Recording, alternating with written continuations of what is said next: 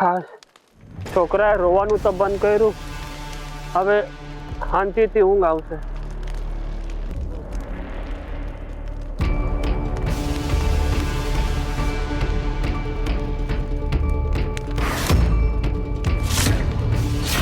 અરે કોઈ આવો, આગ લાગી, કોઈ મદદ કરો. અરે કોઈ આવો.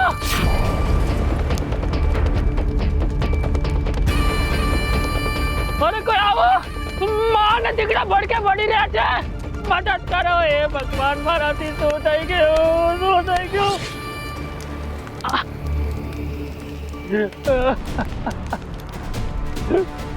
એમ નથી.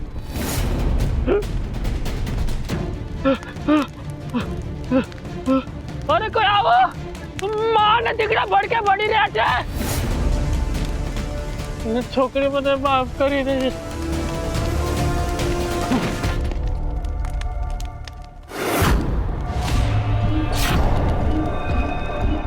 અહીં ભવનમાં કેવો છાનો રહી ગયો. જા, સુઈ જા. તને હાલરડું સંભળાવું? બા જે ગાતા હતા ને, તને એ હાલરડું સંભળાવું. ઝૂંપડીમાં સતત રડ્યા કરતો હતો. સારું કર્યું ને બહાર લઈ આવી. તરત સૂઈ ગયો. ખબર નહીં કેમ પણ ઝૂંપડીમાં ગભરામણ થતી હતી. સતત શામળના બાપુના વિચાર આવતા હતા. એ ક્યાં હશે, હજી આવ્યા કેમ નહીં? પણ હરી, દર વખતની જેમ તમે એમની સાથે છો એટલે મને ચિંતા નથી. પણ આવી જગ્યાએ બીક તો લાગે જ. હરી, તમે એમની રક્ષા કરજો. ભાગ દીકરા, ભાગ, ભાગ દીકરા. રવજી! બાપુ!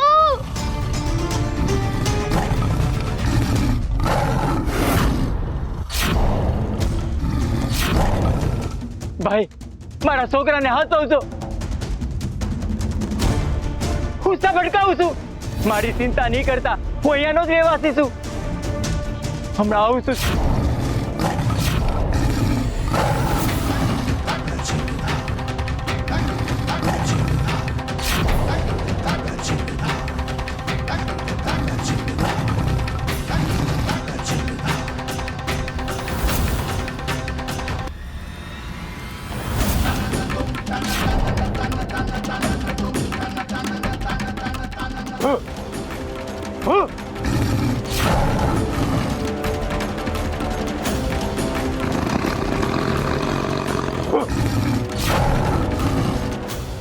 હરી, આ બાળક હવે મારી જવાબદારી છે. આની રક્ષા કરજો.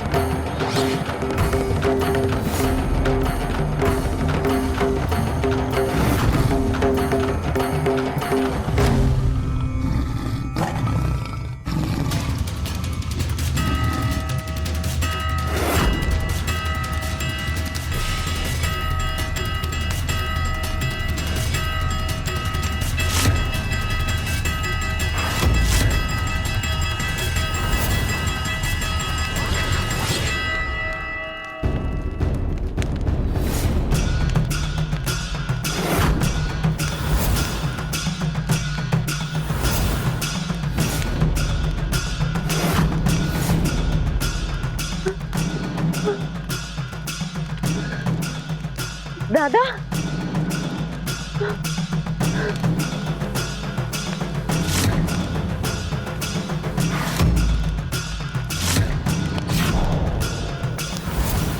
દાદા, હાજી દાદા, દાદા ઉઠો. દાદા ઉઠો. તમે ઠીક તો છો? તું તારો છોકરો ક્યાં છે? તમે બંને ઠીક તો છો ને? કાંઈ થયું તો નથી? ના. તમે બંને તો ઝૂંપડીમાં હતા ને? હા, પણ શામળ બહુ જ રડતો હતો એટલે હું એને જરા લઈને પાછળ ગઈ હતી. બસ બસ, શાંત થઈ જા. તારા બાપુ હમણાં જ આવશે. એને હાય.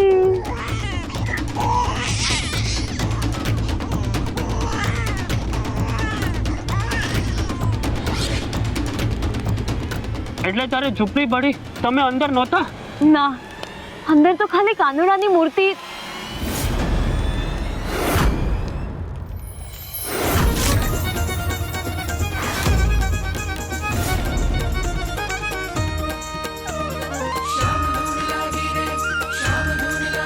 અરે દીકરા નહીં જા, બહાર આવ જા, દીકરા સળગી જશે.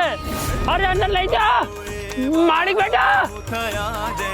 કર્યા પ્રભુના ગુણ ગાન રે, કર્યા પ્રભુના ગુણ ગાન રે. એવા ભગતની આ વાત છે જેની ગાથા કહે ભગવાન રે, ગાથા કહે. હરી તારી લીલાનું શું કહેવું? આખી ઝૂંપડી પડી ગઈ પણ મૂર્તિ અને કરતાલને ઊની આંચ નથી આવી.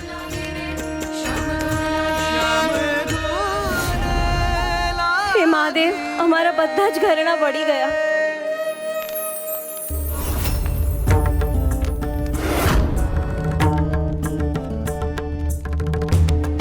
દાદા, આ ઝૂંપડી કેવી રીતે બળી? તું બહાર ક્યારે નીકળી મને ખબર જ નહીં પડી, અને છોકરાનો સતત રોવાનો અવાજ આવતો હતો.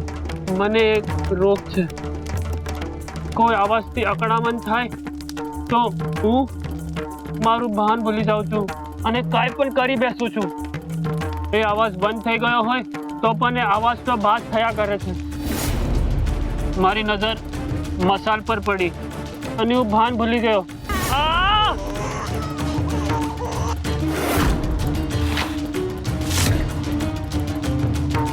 આ શું કર્યું તમે? હા, તમે અમને બંનેને મારી નાખત. એ તો સારું થયું કે હું શામળને લઈને અણીના સમય ઝૂંપડીને બહાર નીકળી ગઈ હતી. છોકરી, મને માફ કરી દે. મારા મનમાં તમને લોકોને મારવાનો કોઈ વિચાર નહોતો, પણ ક્યારેક આ બીમારીના લીધે હું મારા પરનું કાબુ ગુમાવી દઉં છું. તમારા આ સ્વભાવના લીધે જ તમારો દીકરો તમને મૂકીને જતો રહ્યો છે. હે, તું કોઈ મારી હોગલી નથી કે આટલું સંભળાવે છે? મારે તો આનાથી વધારે સંભળાવું છે તમને, પણ તમારી ઉંમર અને બીમારીના લીધે વધુ કંઈ બોલતી નથી. તમારી જગ્યાએ જો બીજું કોઈ હોત ને તો હમણાં ને હમણાં. ઓ, તું કોઈ ઉપકાર નથી કરતી. હાલ આને લે, મને ઊંઘવું છે.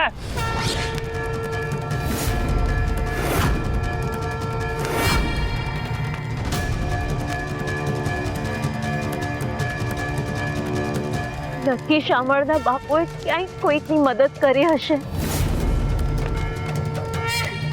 એટલે જ હરીએ મારો અને મારા બાળકનો જીવ બચાવ્યો.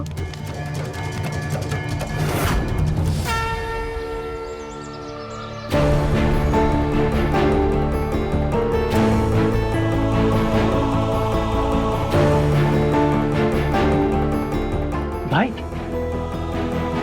ભાઈ, ભાઈ બહાર આવી જાઓ, જોખમ ટળી ગયું છે.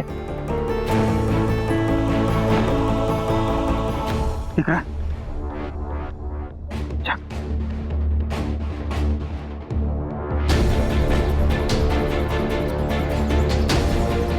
તારી દીકરા.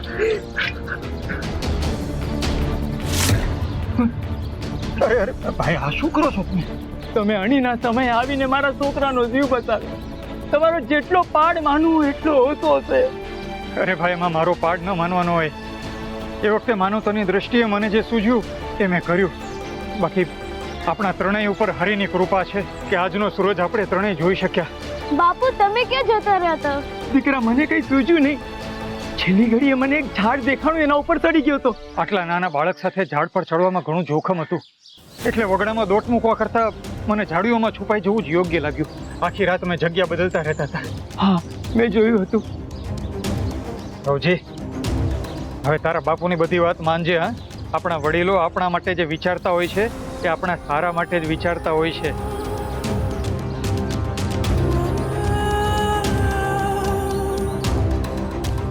ભાઈ અમારા કારણે તમે પાણીને ચોખા લેવા નહીં જઈ શકે. હાલો ચોખા ને પાણી. અરે ના ના ભાઈ, એ તો હું હમણાં જઈને લઈ આવીશ. ના ના, તમે આખી રાત ઝાડીઓમાં હતા, તમારો સમય ખોટો થયો હશે. પણ પછી તમારા માટે રહેશે નહીં ને? મારે હમણાં જરૂર નથી. આ વગડો પાર કર્યો કે હું અમારા ગામે પહોંચી જઈશ. તમને મારા છોકરાના જીવના હમશે. આ લઈ લો.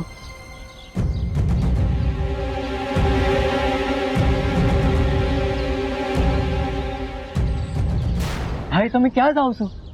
જુનાગઢ. ભલે, જુનાગઢ જતા અમારું ગામ આવશે બિલખા. ત્યાં એક રાત જરૂરથી પધારજો. તમારી મહેમાનગતિ અમે કરી શકીએ. સારું. રાધે કૃષ્ણ. રાધે કૃષ્ણ. રાધે કૃષ્ણ. રાધે કૃષ્ણ. ભાઈ તમારું નામ શું? નરસિંહ મહેતા.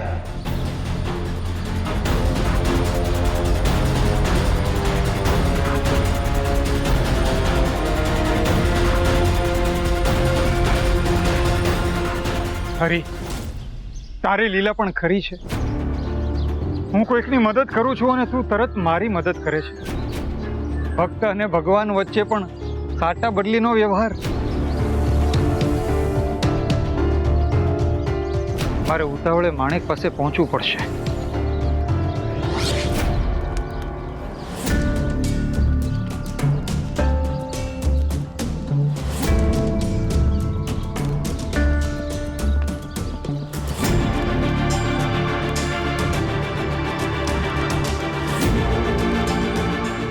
આ તપેલીમાં શું બનાવીશ?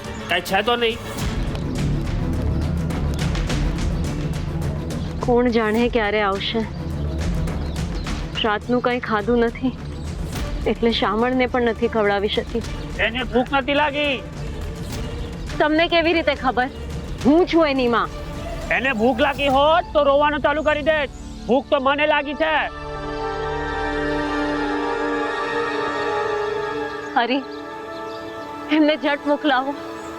હવે નથી રહેવાતું.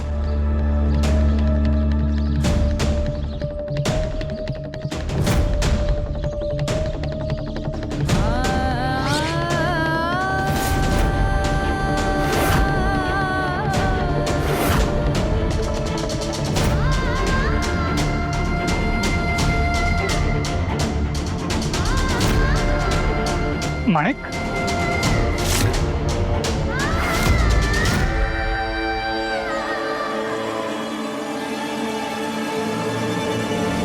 આ બધું કેવી રીતે થયું?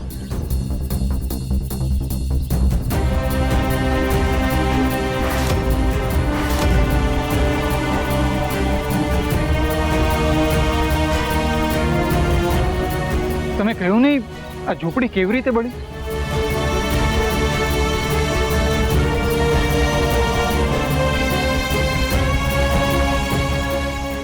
મારા કારણે.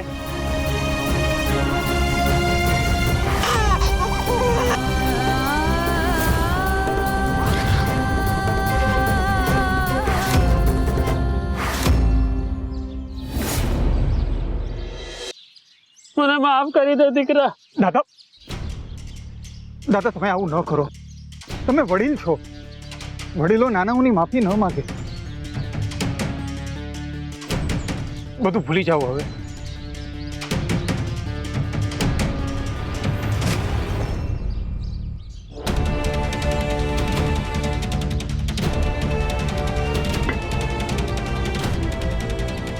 માણેક, હરિની આપણા પર હંમેશા કૃપા રહી છે. આપણે મોટી મોટી મુસીબતમાંથી પણ હેમખેમ બહાર આવી જઈએ છીએ. માણેક, આપણે જેમ બને તેમ જલ્દી અહીંથી નીકળીએ. રાત થાય પહેલા આ વગડો પાર કરી લઈએ. ભલે, આ ભાત રંધાય એટલે જમીને નીકળીએ. અને સાંભળો, આપણે સતત એમની ઉપર ધ્યાન રાખવું પડશે. એમની બીમારીના લીધે ભાન ભૂલી જાય છે અને પછી ન કરવાનું એ કરી બેસે છે. હે ભગત, અહીંયા આવ.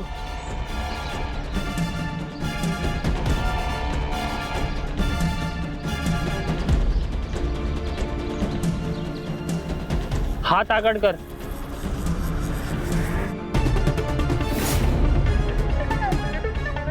આ લઈ લે, રાખ તારી પાસે, તને કામ લાગશે.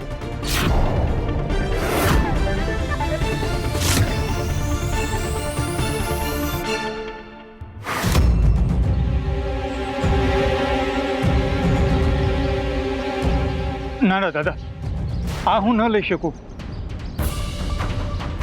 આ તમારી પૂંજી છે, આ તમને ગમે ત્યારે કામ આવશે.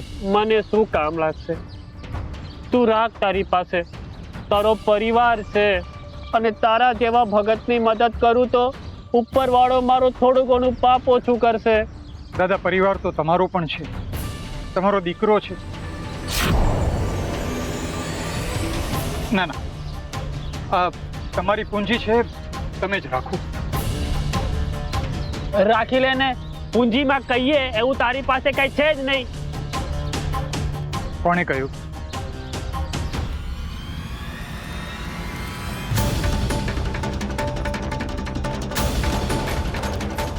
અમારો પરિવાર છે, આખું જગત છે, અને મારો હરી અમારી પૂંજી જ તો છે. ખરો ભગત માણસ છે તું.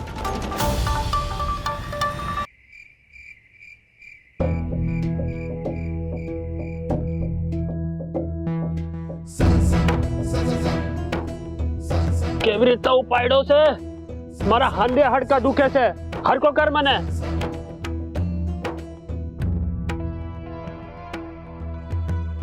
હવે બરાબર છે?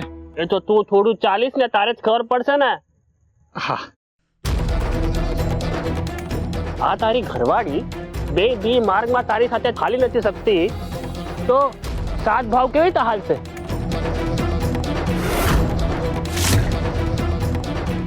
એ તો દાદા, તમે માણેકને ઓળખતા નથી ને, એટલે આવું બોલો છો.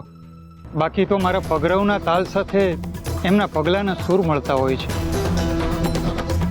તમે એમને ઓળખી જશો પછી આવું નહીં બોલો. એ વાત તો બરાબર બોલ્યા, પણ સાથે એ પણ કહો ને કે જે ધડ માથા વગરની લવારી કરતો હોય છે ને, એ મને સાંભળવી નથી ગમતી, એટલે હું આગળ ચાલું છું. હા, હું તો કઈ પણ બોલું તે તને ગમતું જ નથી ને. મેં તો પાપ કર્યું છે. તું તો એવું જ વિચારતી હશે ને કે હું જલ્દી મરી જાઉં. તમે કાંઈ પણ ના બોલશો. મને કોઈના પર ગુસ્સો છે એનો અર્થ એ નહીં કે હું બધા માટે મરવાની પ્રાર્થના કરું. દાદા, તમે માણેક વિશે એવું ન વિચારશો. એ મનના બહુ સારા છે. મનના બહુ સારા હોત ને તો હમણાં સુધી માફ કરી દીધું હોત. આમ મોઢું ચડાવીને ના ફરતા હોત. જો તમે જાણી જોઈને કંઈક કર્યું હોત ને, તો માફ કરવા કે નહીં એ વિશે વિચારત. સમજ્યા?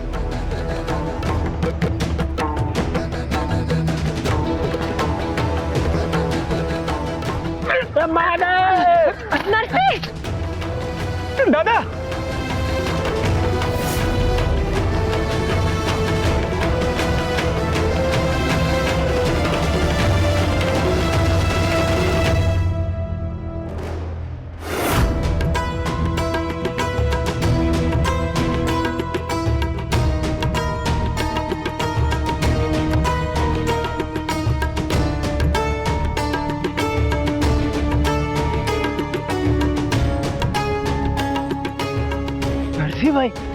દલપતભાઈ,